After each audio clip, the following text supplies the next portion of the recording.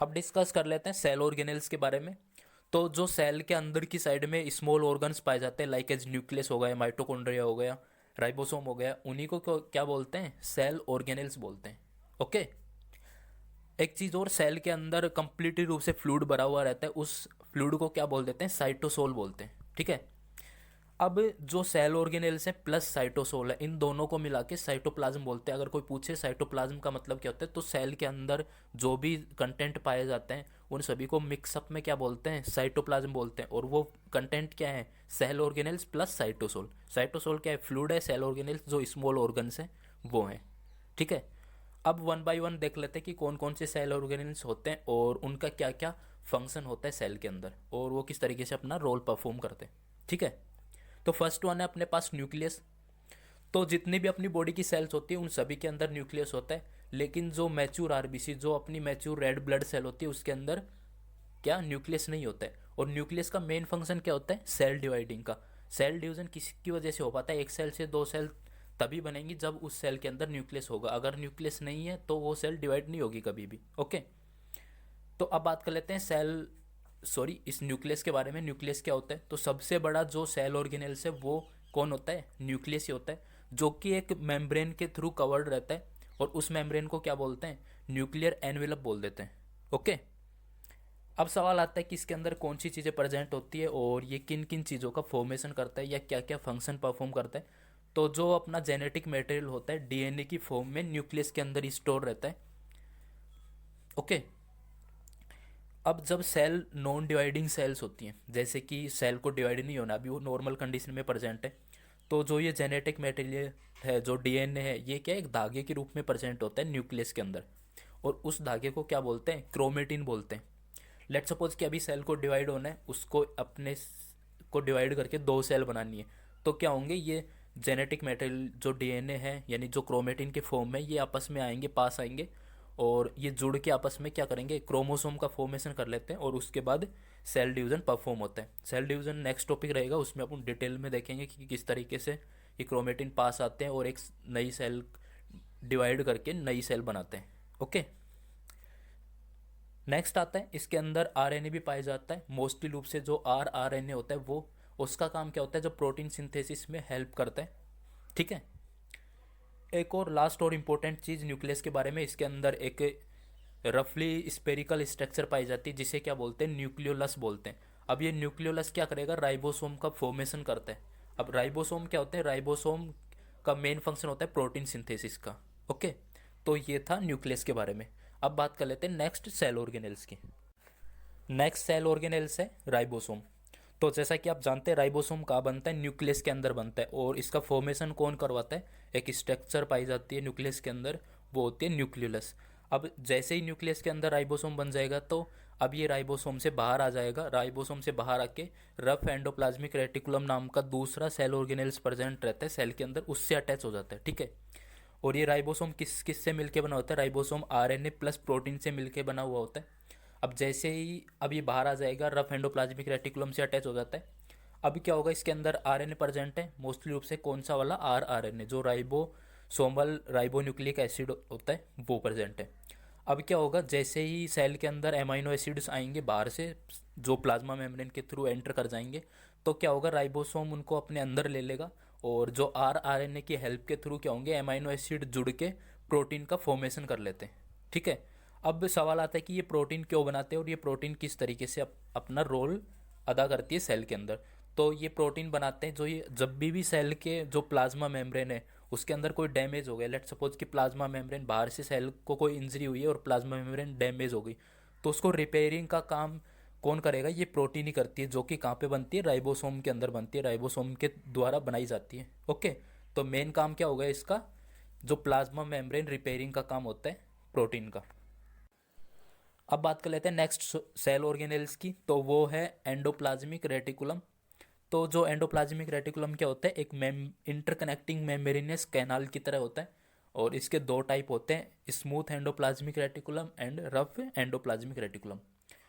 बात कर लेते हैं स्मूथ एंडोप्लाज्मिक रेटिकुलम की। तो इसका मेन फंक्शन होता है लिपिड का, और जो स्टेरॉइड हार्मोन्स होते हैं बॉडी के अंदर उनका फॉर्मेशन करना है। साथ में कुछ ड्रग्स होती है उनके डिटॉक्सिफिकेशन में भी हेल्प करता है। लेट सपोज कि कोई ड्रग्स ज़्यादा केमिकल रिलीज कर रही है और वो केमिकल हार्मफुल है सेल के लिए और सेल के अंदर एंटर कर चुका है, तो जो स्मूथ एंडोप्लाज्मिक रेटिकुलम क्या होगा, उसके केमिकल इफेक्ट को क्या कर देगा, कम कर देगा, उस केमिकल को क्या कर देगा, डैमेज कर देता है, ताकि वो ज़्यादा इफेक्ट ना कर पाए, सेल को डैमेज ना कर पाए। ठीक है।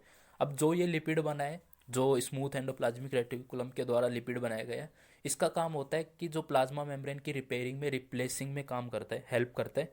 ओके। और जो अदर जो सेल ऑर्गेनेल्स हैं उनकी ग्रोथ और डेवलपमेंट में भी हेल्प करता है। ठीक है। नेक्स्ट आता है रफ एंडोप्लाज्मिक रेटिकुलम। तो जैसा कि अपन ने पढ़ा राइबोसोम के अंदर, तो राइबोसोम क्या होते हैं, रफ एंडोप्लाज्मिक रेटिकुलम की सरफेस पे अटैच हो जाते हैं, न्यूक्लियस से आते हैं, वहाँ पे अटैच हो जाते हैं, और वहाँ पे आके ये दोनों मिलके क्या करते हैं, एक साथ प्रोटीन का सिंथेसिस करते हैं। और कभी कभी कुछ प्रोटीन होते हैं इम्प्रॉपरली रूप से मेड होती है, यानी कि कंप्लीट रूप से प्रोटीन बन नहीं पाती है, यूजफुल प्रोटीन, तो वो कहाँ पे स्टोर रह जाती है, इस रफ एंडोप्लाज्मिक रेटिकुलम के अंदर स्टोर हो जाती है। ठीक है। अब बात कर लेते हैं नेक्स्ट सेल ऑर्गेनेल्स की, तो वो है माइटोकॉन्ड्रिया। तो माइटोकॉन्ड्रिया क्या होता है, एक मेम्ब्रेनियस और सोसेज शेप्ड स्ट्रक्चर होती है, और इसको दूसरे नाम से भी जाना जाता है, वो है power house of the cell. अब इसे power house of the cell के नाम से क्यों जाना जाता है, क्योंकि माइटोकॉन्ड्रिया का मेन फंक्शन क्या होता है, ये एनर्जी का फॉर्मेशन करता है। जो कंप्लीट सेल की जो एनर्जी का फॉर्मेशन होता है, जो सेल की डिवाइडिंग में हेल्प करती है, वो एनर्जी कहाँ पे बनती है, माइटोकॉन्ड्रिया के अंदर बनती है। लेट सपोज कि जो भी अपन खाना खाते हैं, तो जो ग्लूकोज जाता है अंदर सेल के अंदर, तो वो सीधा ग्लूकोज काम थोड़ी करता है, माइटोकॉन्ड्रिया के अंदर जाएगा ग्लूकोज, माइटोकॉन्ड्रिया क्या करेगी, उससे एटीपी के रूप में चेंज कर देगी, एनर्जी का फॉर्मेशन कर लेती है, उसको क्या कर देती है, उसमें चेंज कर देती है, एटीपी के रूप में एनर्जी बना लेती है और स्टोर कर लेती है एनर्जी को। अब जब भी सेल को डिवाइड होना है या सेल की ग्रोथ करवानी है, तो माइटोकॉन्ड्रिया क्या करेगा, इस एनर्जी को रिलीज कर देगा, ताकि सेल की ग्रोथ हो और एक सेल से दो सेल बन पाए, सेल डिवीजन की प्रोसेस में हेल्प हो पाए। ओके। नेक्स्ट सेल ऑर्गेनेल्स आता है अपना गोल्जी एपरेटस। तो गोल्जी एपरेटस एक क्लोजली मेम्ब्रेनियस फोल्डेड सैक होता है, जो कि हर सेल के अंदर प्रेजेंट होता है, और लार्जली उन सेल के अंदर सबसे ज़्यादा पाया जाता है जो सेल्स प्रोटीन का सिंथेसिस करती है और साथ में प्रोटीन का एक्सपोर्ट करती हैं। ओके। तो अब इसके फंक्शन की बात कर लेते हैं। जैसे कि प्रोटीन बन तो गई है, राइबोसोम के अंदर प्रोटीन बन तो जाती है, अब उसको कंप्लीट सेल के अंदर डिस्ट्रीब्यूट करना है, अलग अलग सेल ऑर्गेनेल्स तक, या प्लाज्मा मेम्ब्रेन तक, या फिर सेल के बाहर भी दूसरी सेल को प्रोटीन की अगर ज़रूरत पड़ेगी तो वहाँ पे भी ट्रांसपोर्ट का काम तो करना ही है। तो इन सभी का काम कौन करता है, गोल्जी एपरेटस करता है। ओके। तो जैसे ही राइबोसोम के अंदर प्रोटीन का फॉर्मेशन होगा, तो वो कहाँ पे ट्रांसफर हो जाती है, गोल्जी एपरेटस के पास आ जाती है। गोल्जी एपरेटस क्या करेगा, उस प्रोटीन को पैकेज कर लेगा, यानी कि अलग अलग पैकेट में ले लेगा। जैसे कि दूध के पैकेट होते हैं ना, जैसे कि पूरी डेयरी के अंदर दूध आता है, एक तो बड़ी जो डेयरी होती है, अब उससे क्या होता है, पैकेट बना दो 250 ग्राम के, 1 किलो के, आधा किलो के, अब जैसे ही सब लोगों तक पहुंचाना है, तो ऐसे ही गोल्जी एपरेटस क्या करता है, राइबोसोम से सारी प्रोटीन ले लेता है और उनको पैकेज कर देता है, पैकेज करके वेसिकल के रूप में पैकेज कर लेता है। अब जैसे ही सेल ऑर्गेनेल्स, कहीं पे सेल ऑर्गेनेल्स को या प्लाज्मा मेम्ब्रेन पे प्रोटीन की ज़रूरत होती है या सेल के बाहर भी पहुंचाना होता है, तो अब ये गोल्जी एपरेटस क्या कर देगा, वहाँ तक ये प्रोटीन का डिस्ट्रीब्यूशन कर देता है, यानी कि एक्सपोर्ट कर देता है। ओके। तो ये मेन फंक्शन हो गया गोल्जी एपरेटस का। अब जैसे कि गोल्जी एपरेटस ने प्रोटीन को सेल से बाहर छोड़ा, यानी कि सेल से अंदर से कोई चीज़ बाहर आती है, तो इस प्रोसेस को क्या बोलते हैं, एक्सोसाइटोसिस बोलते हैं। और सेल के बाहर से सेल के अंदर कोई सब्सटेंस जाता है, तो इस प्रोसेस को क्या बोलते हैं, एंडोसाइटोसिस बोलते हैं। ओके। अब बात कर लेते हैं नेक्स्ट सेल ऑर्गेनेल्स की, तो वो है लाइसोसोम। तो लाइसोसोम क्या है, एक स्पेशलाइज्ड वेसिकल्स होता है, जो कि कहाँ से जनरेट होता है, गोल्जी एपरेटस से जनरेट होता है, यानी कि गोल्जी एपरेटस के थ्रू जनरेट होता है, या गोल्जी एपरेटस इसका फॉर्मेशन करता है। ओके।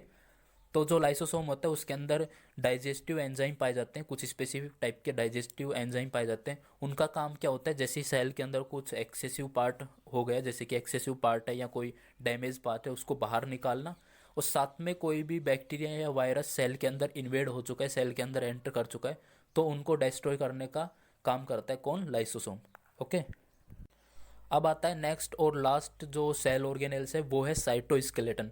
तो cytoskeleton basically interlinking protein filaments होते हैं, जो कि क्या करते हैं, हर सेल के अंदर प्रेजेंट होते हैं, और बेसिकली इनका फंक्शन ये होता है जो सेल की शेप को मेंटेन रखना, और साथ में जो सेल के अंदर जो सेल ऑर्गेनेल्स हैं उनके जो ऑर्गेनाइजेशन को मेंटेन रखना, यानी कि न्यूक्लियस को यहाँ पे प्रेजेंट रहना है, जो माइटोकॉन्ड्रिया है वो यहाँ पे रहेगा। तो उनके सबके ऑर्गेनाइजेशन और सेल की शेप को मेंटेन करने का काम किसका होता है? साइटोस्केलेटन का होता है।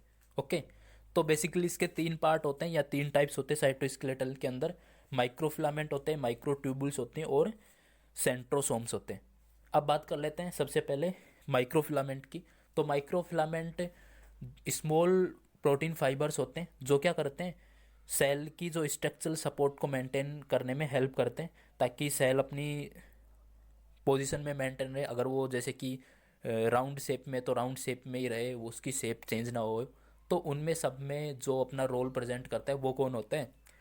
माइक्रोफिलामेंट होते हैं। ठीक है, अब सेल को कांटेक्ट करना है तो उसमें भी हेल्प करेंगे। कांटेक्ट तो हो गया, वापस से रिलैक्स होना है तो वापस सेम शेप में ही आए वो। तो इन सभी को कंट्रोल करने का काम किसका होता है? माइक्रोफिलामेंट का होता है। नेक्स्ट आता है माइक्रोट्यूबुल्स का। तो माइक्रोट्यूबुल्स क्या होते हैं? लार्जर जो प्रोटीन फाइबर्स होते हैं जिनका काम क्या होता है?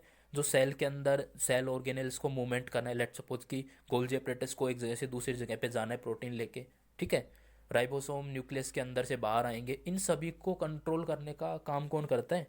माइक्रोट्यूबुल्स करते हैं। साथ में जो सेल डिवीजन के टाइम पे जो क्रोमेटिन थे, जो डीएनए नॉन डिवाइडिंग सेल के अंदर क्या है, धागे के रूप में होते हैं, उन्हें क्या बोलते थे? क्रोमेटिन बोलते हैं। और वो क्रोमेटिन आपस में जुड़ेंगे, आपस में पास आते हैं, फिर डिवाइड हो जाते हैं। तो इन सभी में भी हेल्प करता है कौन? माइक्रोट्यूबुल्स हेल्प करते हैं। ठीक है, और लास्ट वन जो थर्ड आता है वो है इसके अंदर सेंट्रोसोम्स। सेंट्रोसोम्स क्या करता है? माइक्रोट्यूबुल्स और जो माइक्रोफिलामेंट्स है इनको कंट्रोल करके रखता है, ताकि ये अपने फंक्शन अच्छी तरीके से परफॉर्म कर पाएँ। और इसके अंदर दो पेयर सेंट्रियोल्स के पाए जाते हैं जो कि सेल डिवीजन के टाइम पे अपना रोल प्रोवाइड करते हैं या अपना फंक्शन परफॉर्म करते हैं। ठीक है, तो इस तरीके से ये अपना टॉपिक कंप्लीट हो जाता है सेल स्ट्रक्चर के बारे में, जिसके अंदर अपन ने पढ़ा प्लाज्मा मेम्ब्रेन और सेल ऑर्गेनेल्स के। ठीक है, नेक्स्ट टॉपिक अपन डिस्कस करेंगे वो है सेल साइकिल या cell division cycle. All right.